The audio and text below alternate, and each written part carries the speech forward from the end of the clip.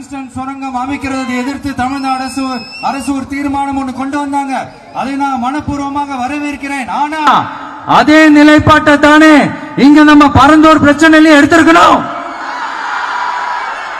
எடுக்கணும். எப்படி அரிட்டாப்பட்டி பகுதி மக்கள் நம்ம மக்களோ அதே மாதிரி தானே பரந்தூர் மக்களும் நம்ம மக்கள்.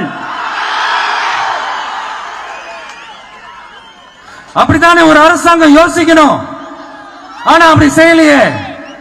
ஏன் செய்யல? ஏன்னா இந்த விமான நிலையத்தையும் தாண்டி இந்த திட்டத்தில் அவங்களுக்கு ஏதோ ஒரு லாபம் இருக்குது.